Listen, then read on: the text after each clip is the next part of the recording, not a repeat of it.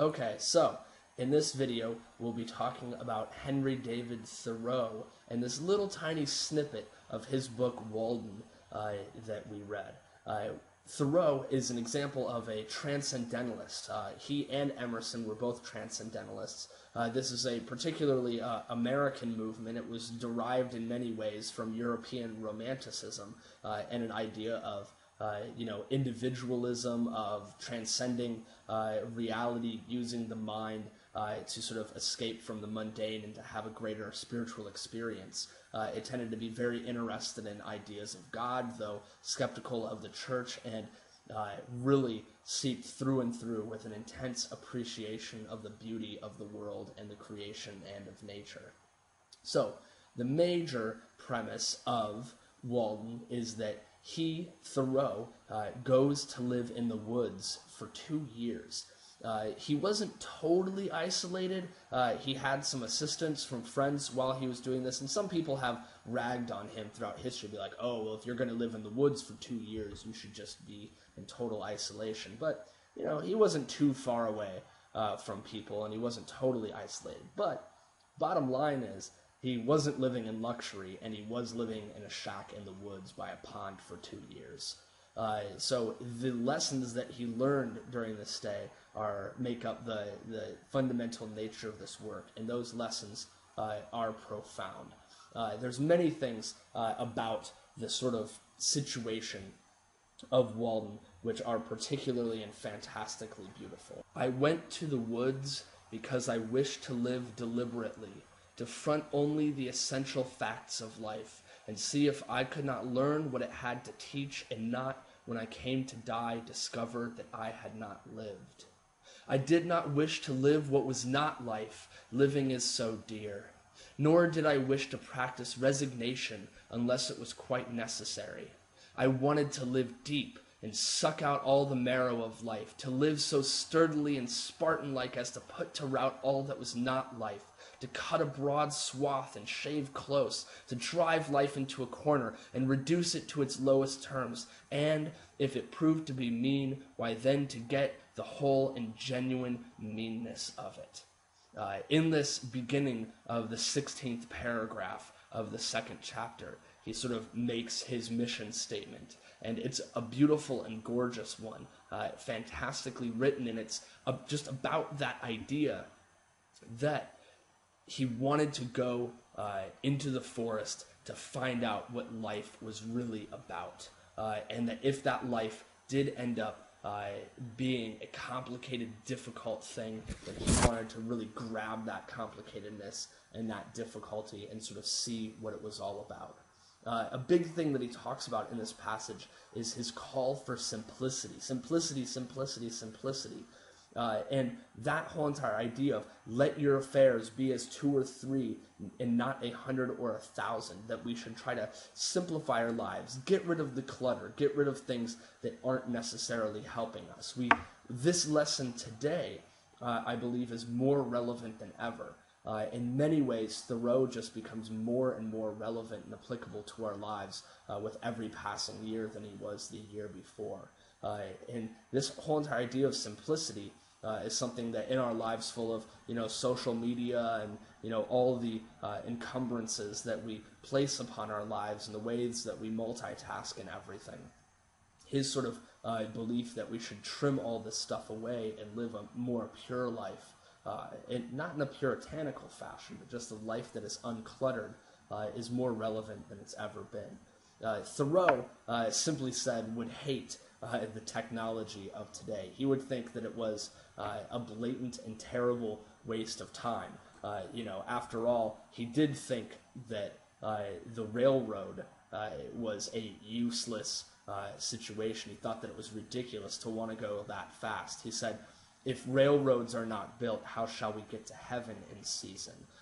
Thus saying that our notion on hurry is something that's sort of getting in the way of our enjoyment of life.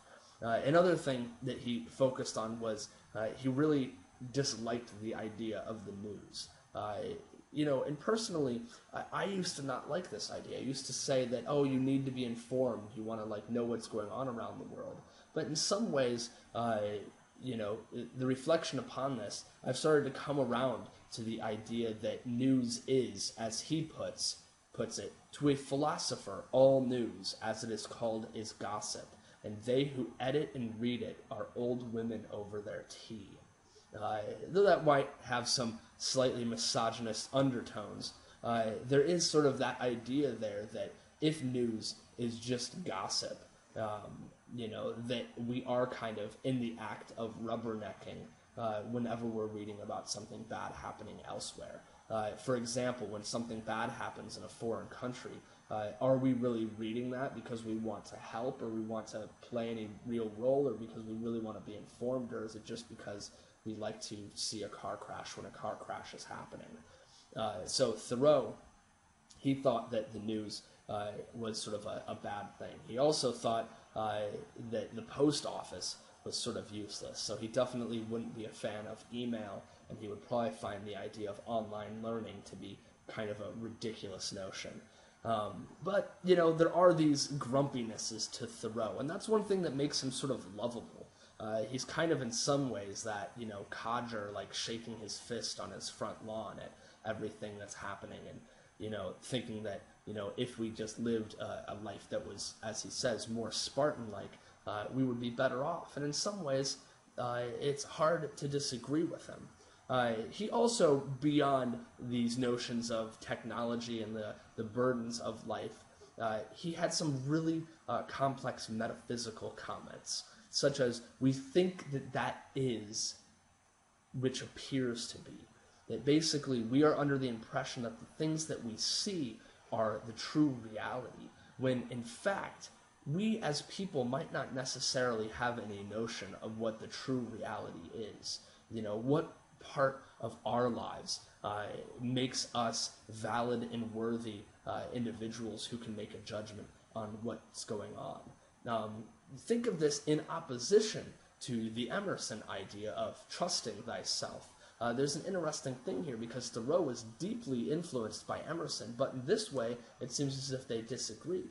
Because Emerson was very much like, put yourself above all others, yourself as the person you trust, but then here Thoreau says that, we can't even necessarily trust that what we see is the real world. But in a way, the best way to view the world is to put both of these things together. He also said that God himself culminates in the present moment. This is one of my favorite pieces of this work, because it's very beautiful. It's the idea that you don't need to seek God, necessarily. You don't need to go out and try to find God, because God himself culminates in the present moment. At any moment, right now, or when you walk outside of the place that you live, or when you get into an automobile, or when you're walking the aisles of Walmart, that the grand creation, that God's presence is permeating every aspect of that situation. There's a lot of beauty in that idea. He also said, time is but a stream I go a-fishing in. It basically, time itself is just something that we're there, and we're just sort of we can go fishing in it, but it's just that river is flowing right on past us. So there's a lot of beauty to have in Thoreau. He's both, on one hand, incredibly beautiful, and on the other hand, kind of a codger.